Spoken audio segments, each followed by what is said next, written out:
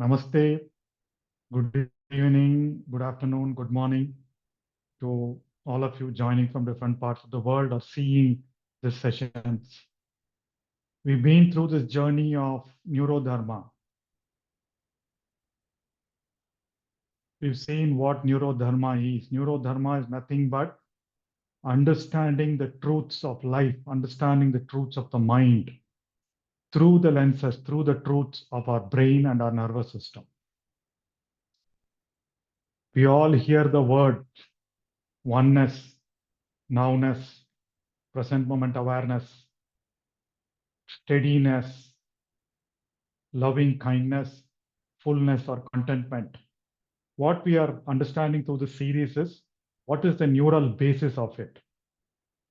Though all these terms existed in all our spiritual literature for the past several thousand years, of late, neuroscientists have recognized very specific networks, specific parts of the nervous system for each of those attributes. So we've seen several keys to happiness. First, we saw what is steadiness, what are the neural networks that steadiness activates, and how do we use that in our meditation. Then we saw warm-heartedness or loving kindness. That's another big practice that a lot of meditators follow. What is the neural basis of that? How do we apply it? How does it enhance our practice of meditation? We saw that. And then last session, we saw fullness. What is fullness? Fullness is contentment. And why do we need to live in fullness? What are the implications of? We saw craving, what the foundation of craving, the basis of craving, how craving works in our nervous system and our brain, and how do we get over cravings? We saw that in the last session. So this session, we're going to look at two keys, nowness and allness. What is nowness? Nowness is nothing but present moment awareness. What is the neural basis of it?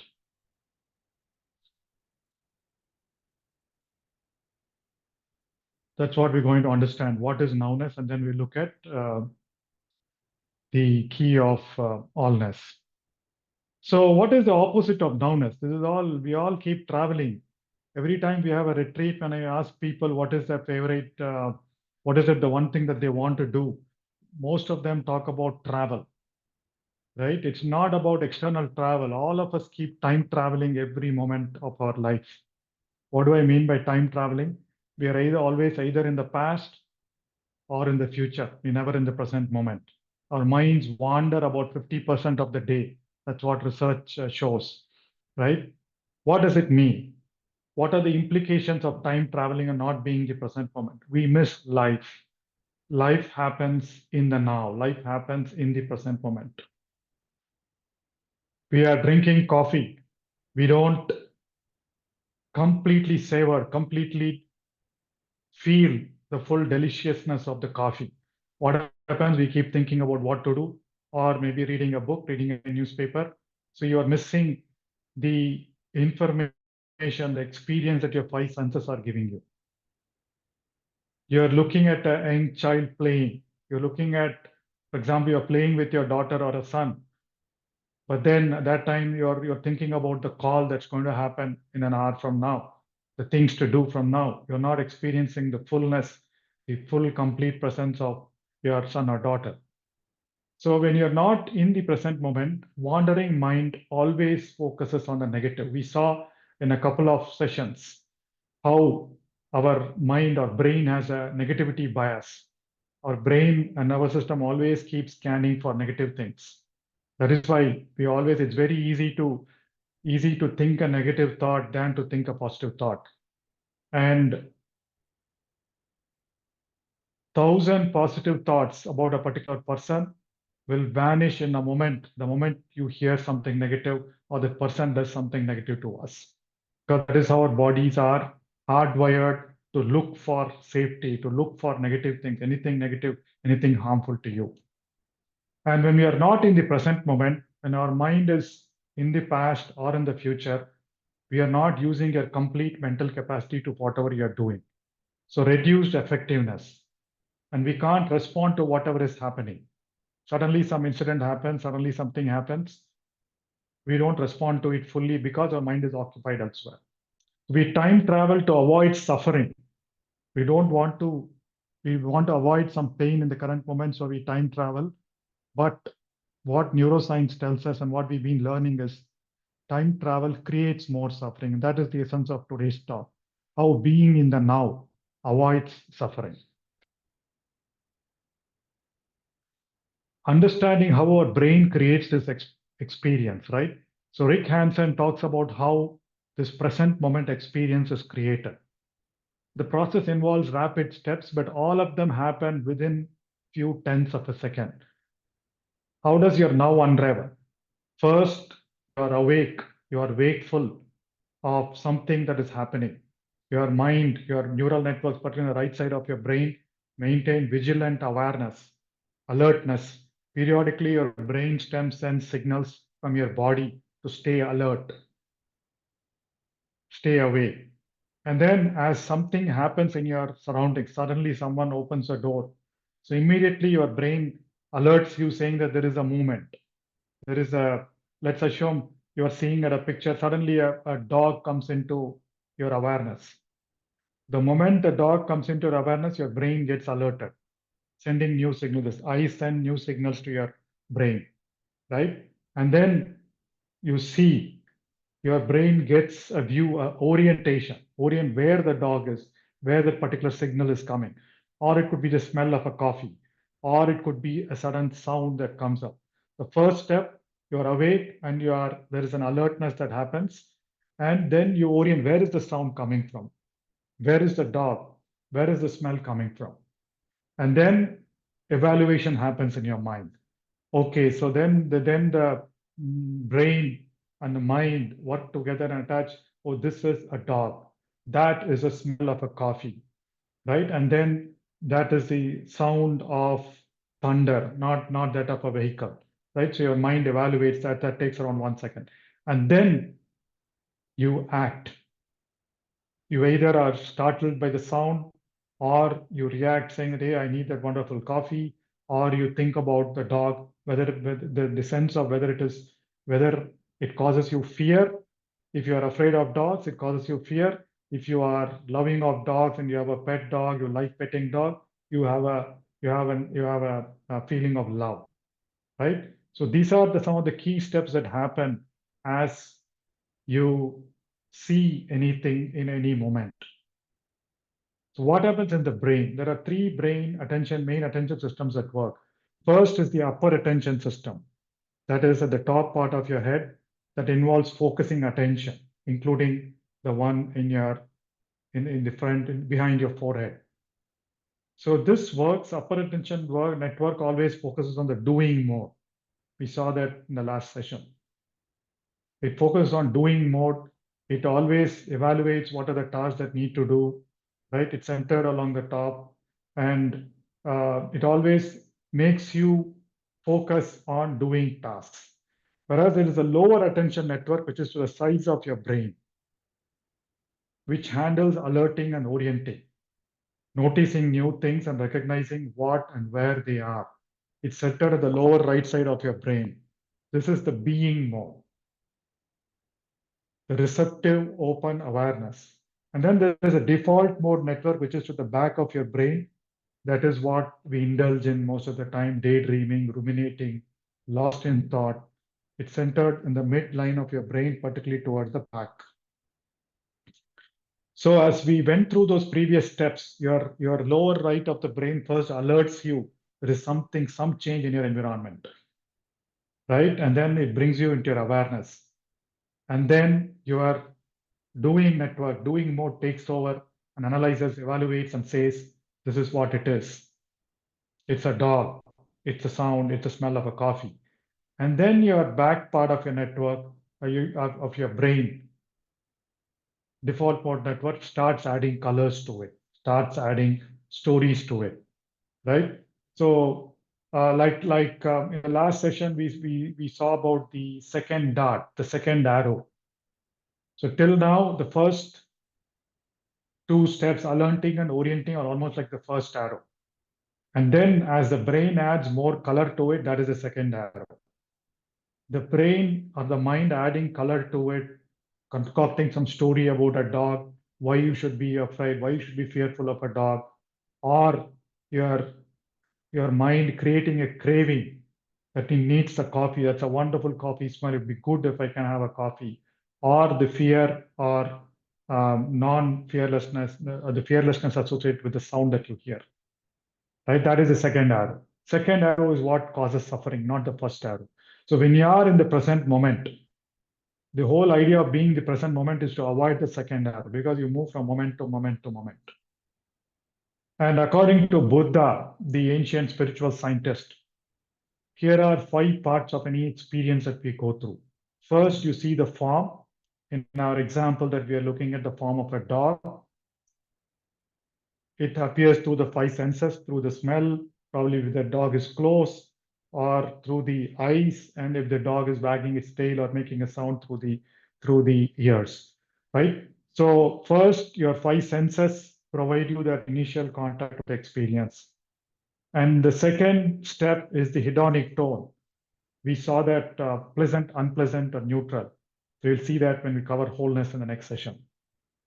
So pleasant, unpleasant, neutral, relational. So you attribute a hedonic tone to it.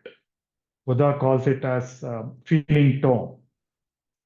And then there is perception, categorizing and labeling.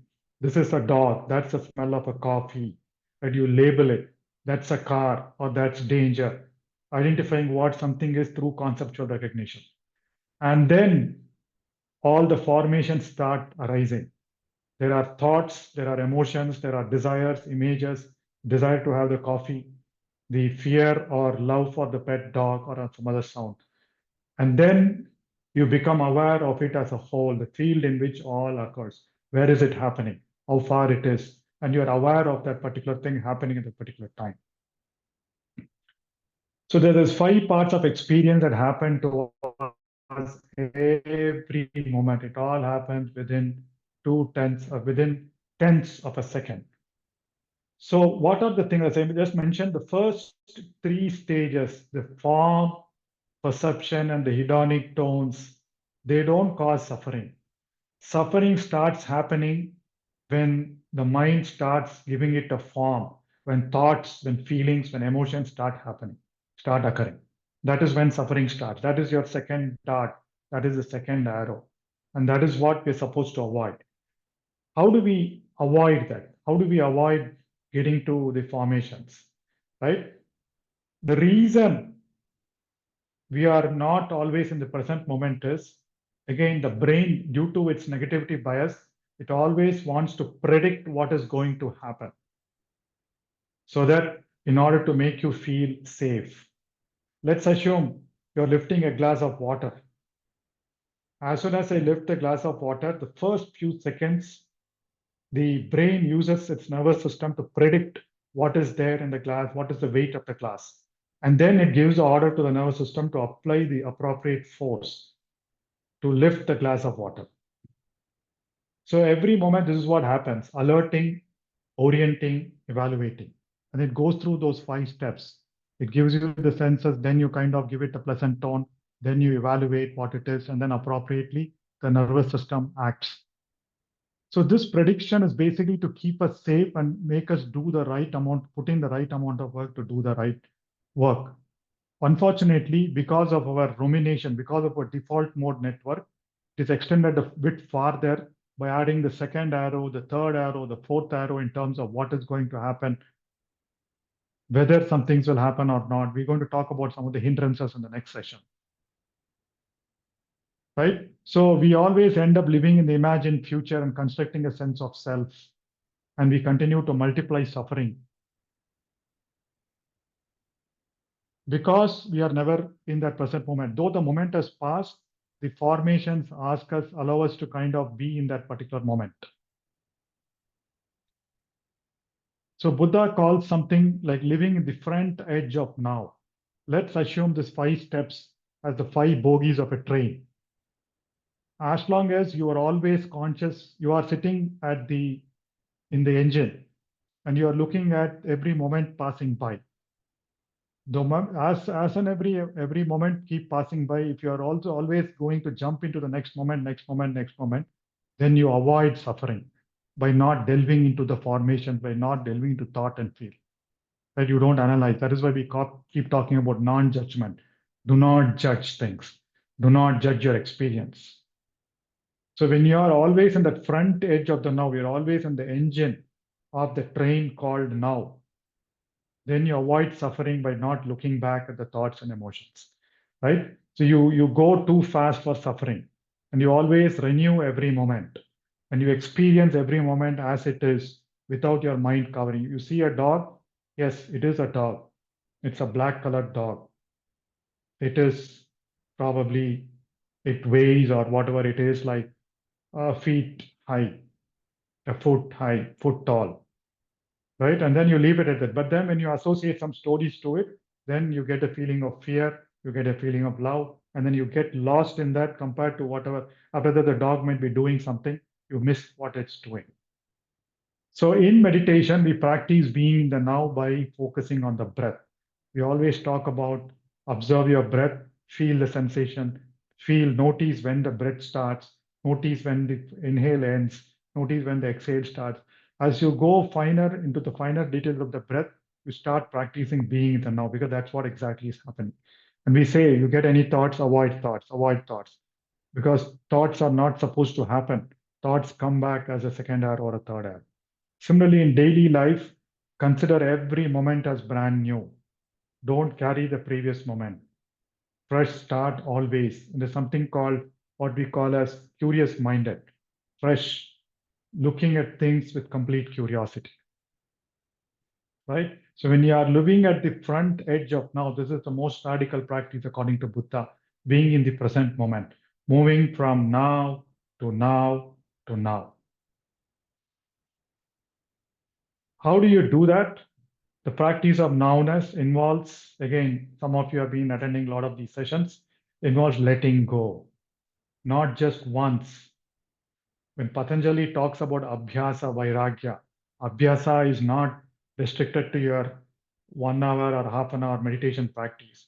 It's abhyasa every moment abhyasa, every moment vairagya, letting go, letting go, letting go, letting go. Letting go of the past, letting go of the future, letting go of each present experience as soon as you move on to the next moment. Thought arises, acknowledge it, let it go. Sensation appears, acknowledge it, let it go. Sound appears, hear it, let it go. Don't cling, don't follow, don't elaborate. Right? That is the technique for us to be in the present moment. Some of you might think, oh my God, if I let it go, how will I have that experience of loving kindness? How will that have that experience of smelling or experience at coffee? The experience of that coffee happens in multiple moments. You don't cling on to the first sip of coffee while you are in the 10th sip, right? So you have to enjoy the 10th sip of coffee with all its flavor, all its taste, all its heat or cold.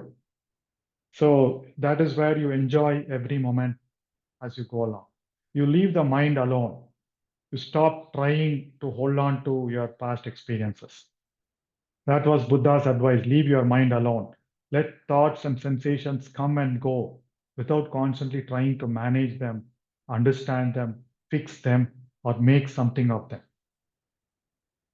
That's the secret to being in the present moment. And that is the abhyasa for all of us when we try to kind of be in the moment. If you want to avoid suffering, always being in the present moment, letting go of the past, letting go of the future, letting go of the mind is what will get us beyond suffering. As we know, as we saw in the last session, suffering is caused by the second arrow. The second arrow happens after the first arrow. First arrow is your present moment. Second arrow is when the moment has passed. When you're conscious, when you're mindful and always move your awareness to your present moment, you're always with the now. So it's a beautiful analogy that Wittgenstein talks about. Everything is eddies and streams. You must have seen a flow of water, the way water flows. right? Let's assume you're seeing a stream flow. How does a stream flow? There are a lot of bubbles of water. There are lot of swirls and ups and downs depending on whether there are rocks or not. You see the flow of water, the bubbles, the swirls, the rounds, the ups and downs, the waves of water, right? So each and every circle, wherever there is a circular formation, it's an eddy. It's called an eddy. And are eddies permanent? No, eddies are very momentary. The eddies keep changing. Suddenly you see a bubble in one place, suddenly you see a swirl in another place, suddenly you see another place. That's what when we do water meditation in our retreats, you keep observing that the moment passing by, moment flowing by, right? So experiences are temporary. They are like eddies. Eddies are those bubbles or those patterns of water. Patterns come, disappear. Patterns come, disappear. The same thing you will find when you are at a beach watching the waves. Every wave is different, right? Experiences are eddies. Thoughts are eddies in consciousness. Emotions are eddies in feeling. Sensations are eddies. They come, they be, they go away. Brain is eddies. Neural patterns form and dissolve. Every moment there are billions of neurons that are firing, right? Synapses fire and quiet. Networks activate and rest. So the brain, no two moments of the brain are the same. Body, every moment new cells are being formed. Every breath you breathe is different, right? Every breath you breathe in, the atoms and molecules that are different. In breathe out, atoms and molecules. Cells keep regenerating in our body. So the state of body you were 2 days ago and now it's completely changed. Universe, stars are born and die, galaxies form and dissolve. Everything is temporary. That's what Buddha says. Everything is an eddy, right? But what is permanent? Permanent is your stream of consciousness. You love the eddy, don't cling to the eddy. Eddies keep forming. Appreciate, be the stream, experience the eddies. That's the magic of nowness. That's the magic of being in the present moment. You don't say, oh, that particular stream, that particular bubble was so wonderful after that's passed away. By the time you finish that particular thought, there'll be 4 or 5 more eddies that will form. So, my dear friends, that is nowness, being in the present moment. A lot of books around it. The moment we continue to practice our meditation, it allows us, it reduces mind wandering. It silences the amygdala as we kind of observed in the first session. It allows us to focus, be steady in the present moment. So that is the key. Being in the present moment is another key to happiness, another key to being whole. Now moving to the next key, allness. What is allness? Allness is all encompassing, softening the boundaries between the self and the world. So we all have pondered this question of who am I? This is one of humanity's classic questions. Let's explore 3 profound dimensions of self and identity. Does a person exist? As a person, you exist. As a person, I exist. Does a self exist? We will see whether a self exists. And what happens when the sense of self softens? We will talk about that as we go along. So what we usually mean by self? A presumed I or me inside each person who appears to have 3 defining characteristics. When we assume we are someone, we are a self, that means it's supposed to be stable. The same self today as yesterday continues through time. Am I the same Sai yesterday? Am I the same Sai today as I was a week ago? If I am saying that I am the same Sai, then I have a self, right? And then if I am one coherent me inside me, a single consistent identity, then you can say there is a self, there's an identity I can give you because you are the same person, your same self yesterday. And then a self should stand by its own, right? Not fundamentally altered by external things, autonomous. These are the typical definitions of a self. Are these characteristics? This is why when we say some self, we say it is stable, it is unified, it doesn't change as much, and then it can stand by its own and it's not dependent on external factors, right? But are these true? When we look for self, what we actually find, Instead of self-stability, we find constant change. Are you the same you when you're angry versus when you're peaceful? When you're at work versus when you are with your family? When you're tired versus well rested? The I keeps shifting, the self keeps shifting. Second, instead of a unified, coherent whole, we feel we are not unified. We always have these internal arguments. I should go to the gym. Oh my God, I don't want to do exercise. Oh, it's raining. I'm too tired. Why do I want to do that? So who's arguing with whom? So there are these internal dialogues, internal conflicts that we keep happening, which is not unified. I want to do this, but something is telling me I want to do this.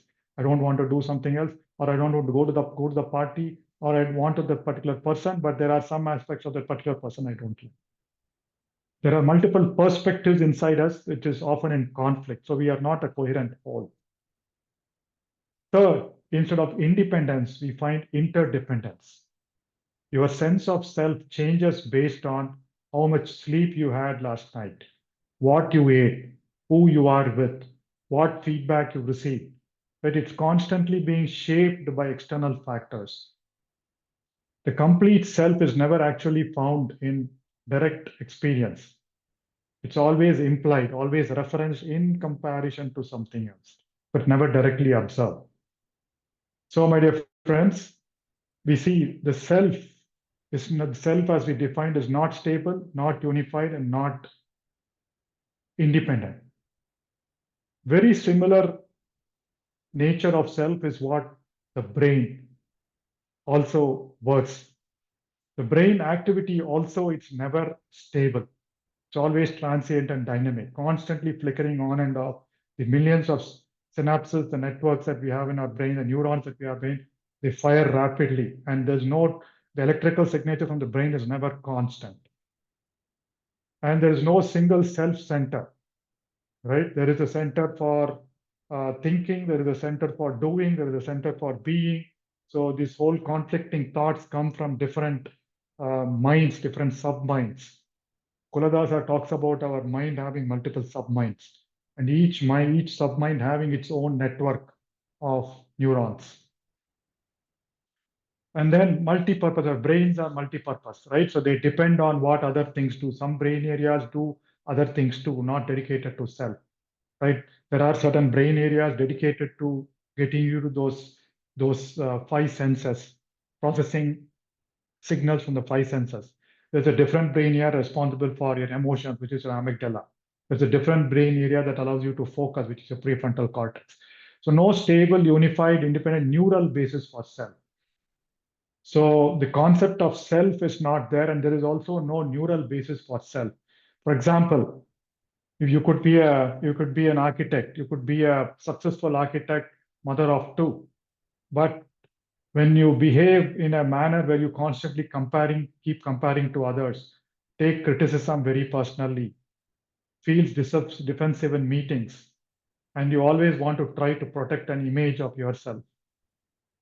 That means that you assume there is a self, and you spend a lot of time and effort trying to protect that sense of self. And that results in suffering, which is what we are trying to avoid through all this. So what is the kind of suffering that we go through when we assume that we have a strong sense of self? We take things personally, enormous amounts of energy go into managing our reactions. Someone's comment at a meeting can ruin your whole afternoon. Defensiveness, we're always defending. Defensiveness affects every relationship. When we feel our self-image is threatened, we can't listen openly, can't learn, can't connect authentically. Possessiveness creates sufferings. Clinging to mind, my relationship.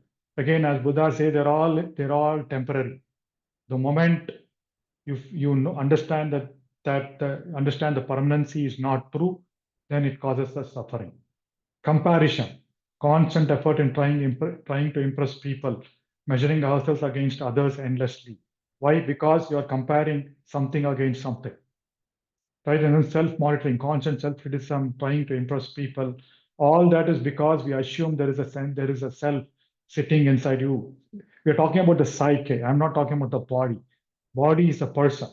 right? Obviously, my body is different from another body, but the psyche, the sense of self that we have, results in a lot of problems. So the moment you assume, again, so when we talk about it, I'm talking about self as a noun. So what we are trying to say here is self is not a noun. Self is a continuous process of consciousness. Self is a verb. Your self keeps changing. That's what is implied by the earlier slides. So when we don't have that self, self also relates to the ego part of our mind. So when we don't have that self, we take things less personally, right? We are more at ease and open with a lot of people and things, right? We feel a sense of greater connection. It's not that a mind boundary. I have to do things. I need a certain set of people, certain kind of people.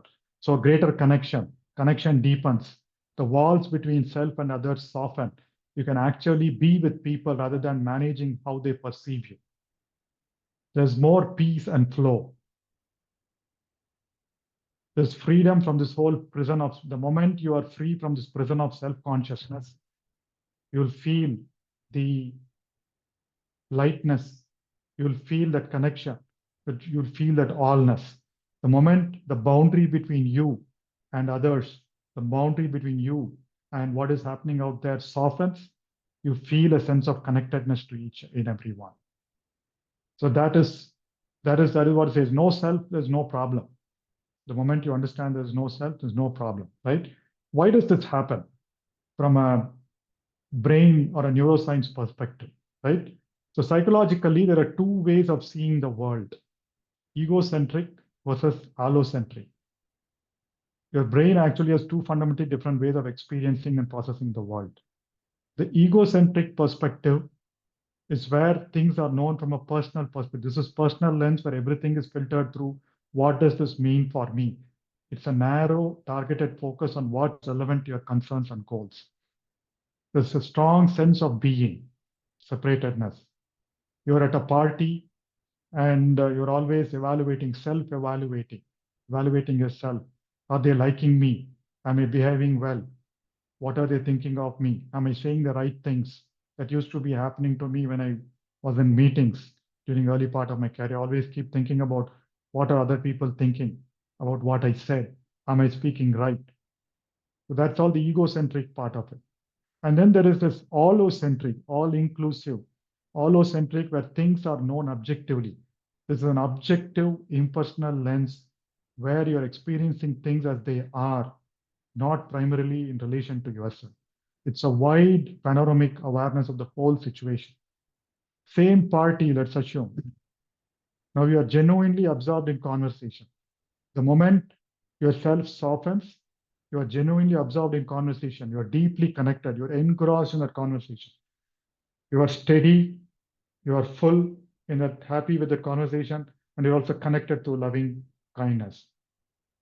So you're not constantly monitoring yourself. So why does this happen? We need both these modes, egocentric and allocentric.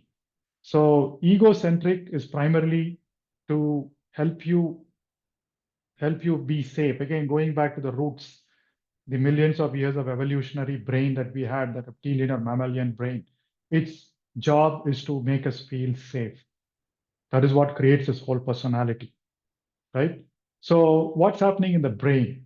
So the brain, there is something called a doing mode and a being mode, right? The egocentric processing stream runs along the top of your brain. This is called the dorsal pathway. It connects to the doing mode we have discussed in earlier sessions. Task-oriented, problem-solving, goal-directed activity. It engages the focus attention networks. It gives you the strong sense of I.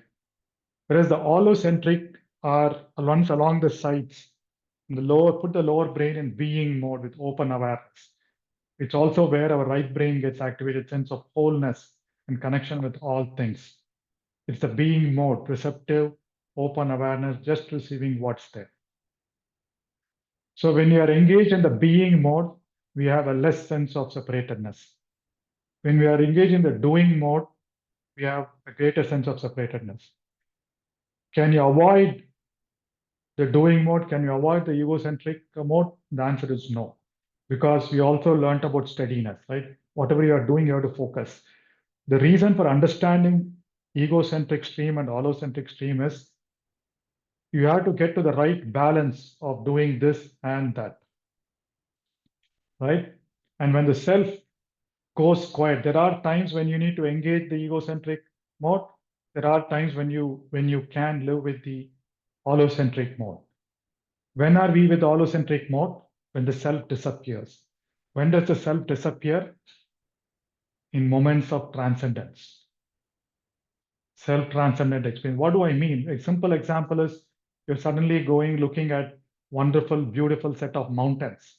You are in the sense of awe, right? That is that spaciousness, that mode is allocentric. You are listening to a wonderful, beautiful sense of music where you forget yourself. Your allocentric mode is activated. You're looking at a wide beach, you get lost in something, right? Your allocentric mode is activated. Wherever you don't see a sense of self, that's when deep connection happens. If your self disappears, a lot of us have these experiences from time to time. I've had several of these experiences, and a lot of people talk about it as well, right? So where your self disappears, you absolutely have no fear, you immersed into reality, you become one with that whole reality, right? And you feel everything is interconnected and you're at deep peace. These are self-transcendent experiences. Some of you might have felt at different points of your life, or if you've been meditating long, sometimes you might have felt that experience in meditation, sometimes just looking at a young baby, young kid playing. I mean, you're absorbed in what they are doing, right? Or it could be whenever you're exploring. That is why nature is one of the soul stirring tools. When you are with nature, when you travel, when you see things that are so surprising to you, that's when we enter into those moments of awe. Every moment of awe activates your allocentric mode. All right. So there are a lot of people who talk about self-transcendent experiences, right? One day, I mean, this is one of the experiences that someone said, one day I sat on a cliff overlooking the ocean and gazed into the blue abyss. Soon I found myself completely consumed by the vast expanse of all that is. Sometimes when we do sky meditation in our retreats, people feel that sense of awe. I felt oneness and timelessness with universally profound. A conscious energy outside. You don't feel energy is through you. You see energy flowing through you. You move from you being you to being part of somebody else, right? So that is when a lot of experiences, we talk about meditation experiences, we talk about wonder experiences or wow experiences, right? So what's happening in the brain as we go through those experiences? So possibly the egocentric network quiets, allocentric perspective surges. There is a part of a brain that's called thalamus, which gives you the sense of self. It gets blocked. Parietal lobe activity, the less sense of self and body boundaries, and unity experience emerges. These are neurological events, not just abstract philosophy, right? They happen in the brain. Brain makes you experience those kind of things, right? And do all of us need those fireworks, those self-transcendent experiences to get into allness? No. You can willingly, consciously enter into states of allness by developing those warm-heartedness or loving kindness, getting the deeper sense of connection with others. You start letting go of things. We just learned one of the keys. You feel welcomed by nature. Be open to experiences. Be open to wonders. Don't be fixated. This is how things should be. This is how things will be. This is how things must be. Right? When you're open, magical things happen. Welcomed by nature. When you get into those kind of moments, you feel a sense of intimacy, less separation. Right? Music, nature, meditation, any kind of art, everything to do with your right brain activity or your more being mode gets you into those allocentric experiences. When you are in those allocentric experiences, that's when you feel a sense of self being dissolved. It moves from me versus the world to the world expressing as me, consciousness flowing through you. You move from a doer to saying that I am a channel. I am the pathway to whatever is happening around me. That's a beautiful feeling. And then a lot of you have been continuing to meditate. You will experience those as you go along. I'm sure a lot of you have experienced. Maybe once you recollect some of those, you will know, oh yeah, that was a time when I saw that particular thing or experienced a particular thing, right? The moment you feel that, those networks start getting activated. All right, my dear friends. So those are two keys. That's the key of allness, and then we heard the key of nowness, being in the present moment and being exposed to experiences that allow you to dissolve yourself. All right. So I hope it was useful, and it will help you understand all that we are talking about in meditation and spiritual science as a neural basis to it. And you can exercise those neural networks to get into those states. And those states, again, exercise those neural networks, activate those neural networks relating to those states. And it's kind of a positive enhancing loop. All right. So with that, we'll dive into the nowness practice for today. So we'll get into a 15-minute practice. I know we are a bit delayed. So let's get into a 15-minute practice. You know what needs to be done. Clasp your fingers, cross your feet at your ankle, sit comfortably upright. Do not keep your body tightened. Keep your neck, head, and shoulders relaxed, back relaxed. Now we will get into 15 minutes of meditation without music. I'll guide you through a process.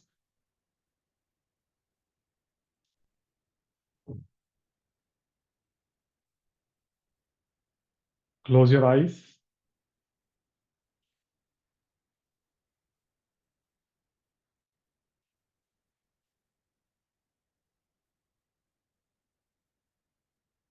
Slowly feel your seat.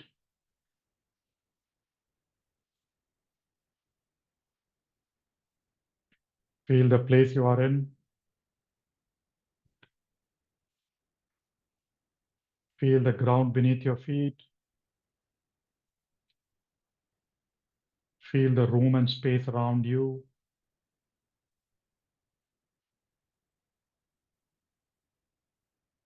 Feel absolutely comfortable as you observe or feel your breath. Take 3 breaths if you need to be conscious of your breath.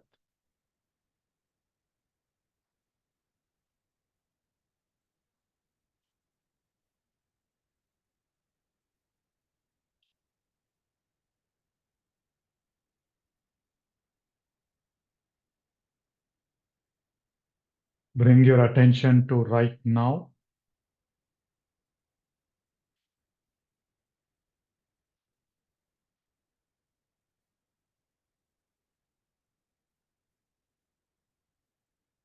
This very moment. The way you can feel the present moment is through your breath. Your breath happens every moment.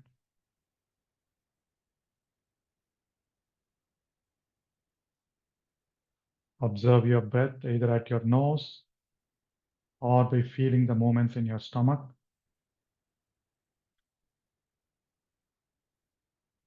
Just focus on the breath at that moment, not the previous breath, not the previous moment. Do not anticipate what is happening.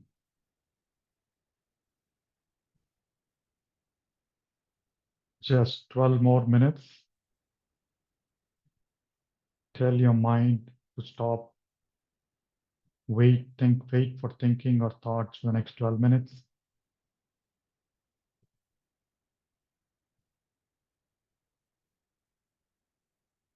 Notice the aliveness of this moment.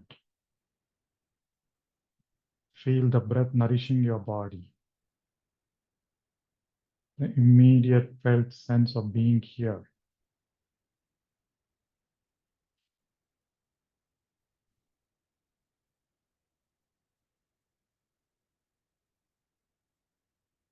Every moment, every breath is fresh.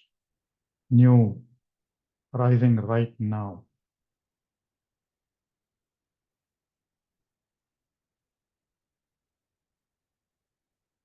Now tune into the very beginning of each breath. Finally, notice the start of your inhale. Notice the instant when the inhale begins, the moment of rising. Similarly, when your inhale ends, notice the moment when your exhale starts, the moment it turns from inhale to exhale. Feel the movements in your body. Be conscious of the exhale turning to inhale, inhale turning to exhale. Nothing else matters for the 10 minutes.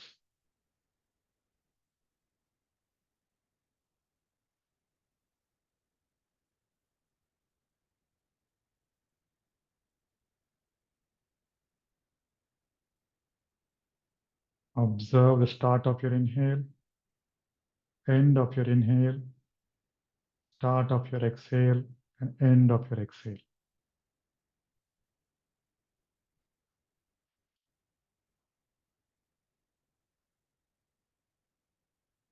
You are being at the front edge of the breath.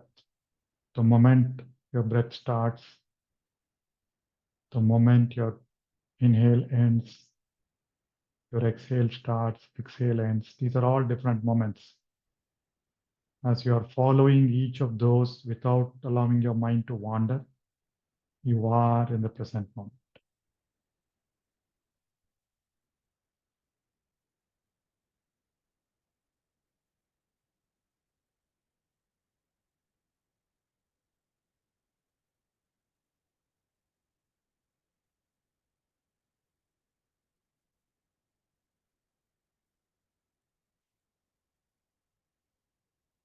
If you are observing your breath by the movements of your stomach, similarly observe minutely the movements of your stomach.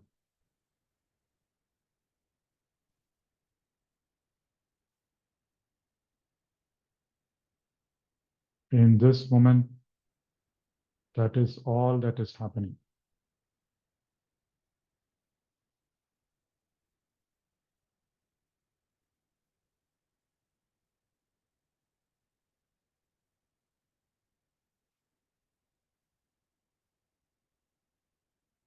Expand this nowness, awareness to all sensations. If any external sound is coming or any feeling arises, just happen to notice the moment it arises. Notice the very first instant of hearing a sound.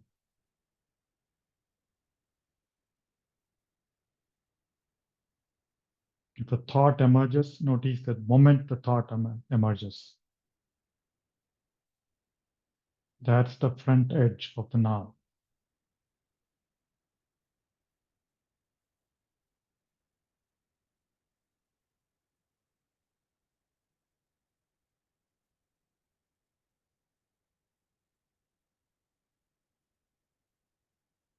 Nothing else matters.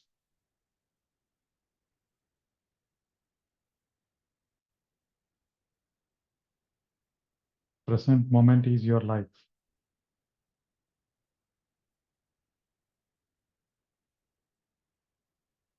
Your life depends on your relationship with the present moment. If you accept, life accepts. If you are grateful, life feels grateful. If you want to avoid the present moment and think about the future, life gives you more such situations which you want to avoid.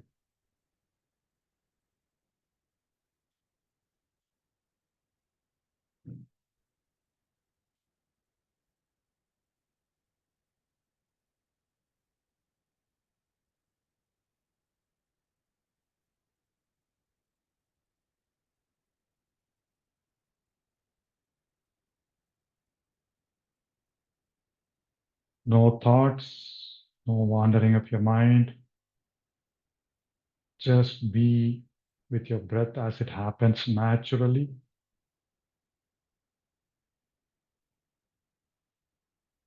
Just 5 more minutes. Feel whatever is happening in the current moment. Feel the silence.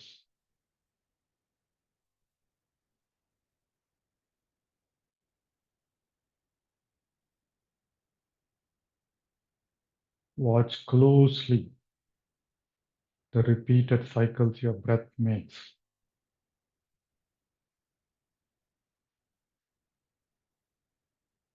The sensations it causes, the movements it makes.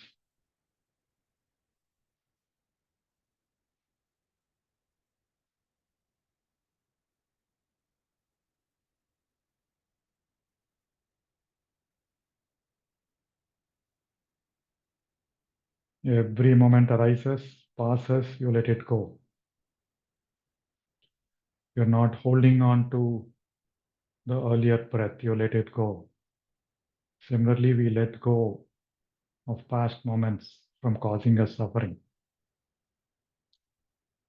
Breath after breath, rising, passing, rising, passing, rising, passing.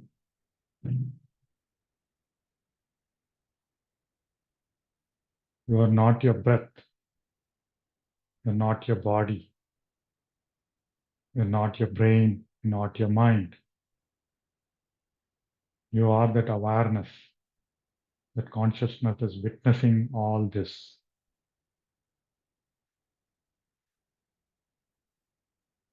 What is consciousness? We just learned the self is a process, not an object or a noun. Consciousness keeps changing from moment to moment to moment.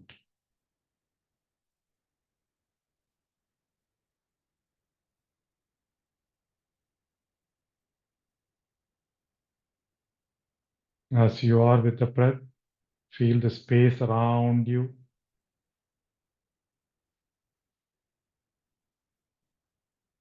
Feel the space inside of you.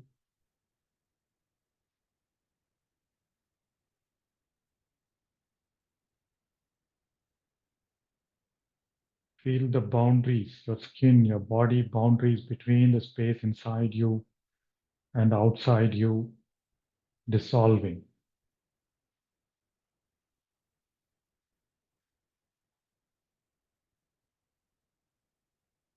Feel the space or blackness behind your eyes.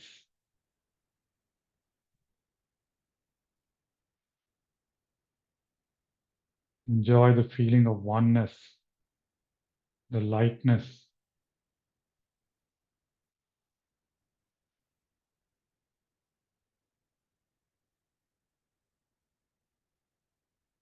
The body is energy, space is energy.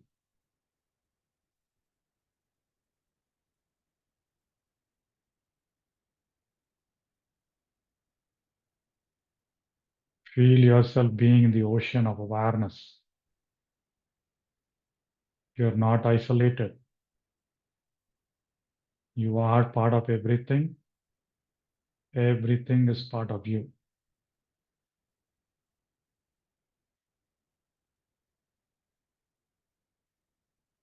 Every part of you keeps changing every now and then. Every part of you is dependent on a lot of factors.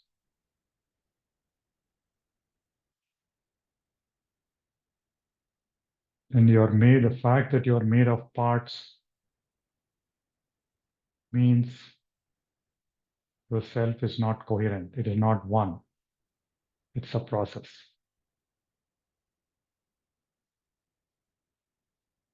You are the space. You are the awareness. You are the consciousness.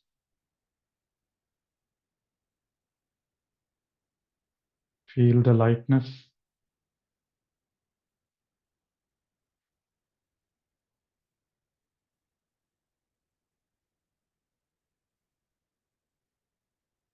Feel a sense of floating awareness.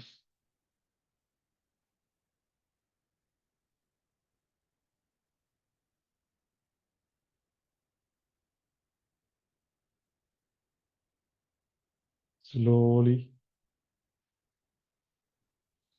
become aware of your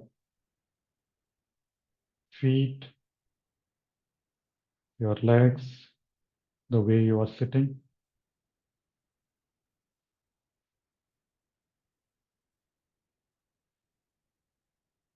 Become aware of your arms, your head, your neck.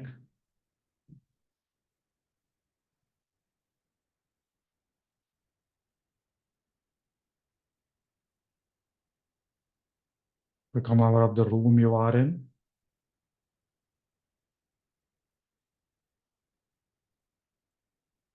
Relax your body and place your palms on your eyes for a few seconds, and you can open when you're ready.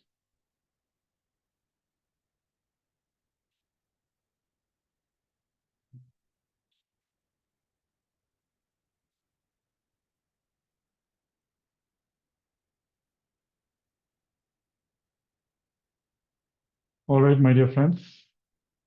So that was a short practice of nowness and allness, which is what we learned today. The two keys, two more keys for us to be happy, following the path of dharma, the truths of mind. And we've been seeing how the truth of mind gets realized in our body, in our nervous system and our brain all through these sessions. And that's what is NEURODHARMA. I hope the sessions have been useful.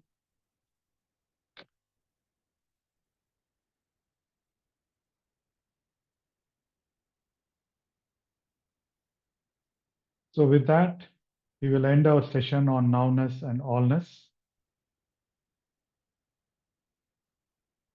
Next session, we will look at the all-important aspect, all-important part of this whole series, which is wholeness. It's going to be a magnificent revelation of what keeps us away from wholeness and how to be in wholeness through the practice of meditation as well as outside in life.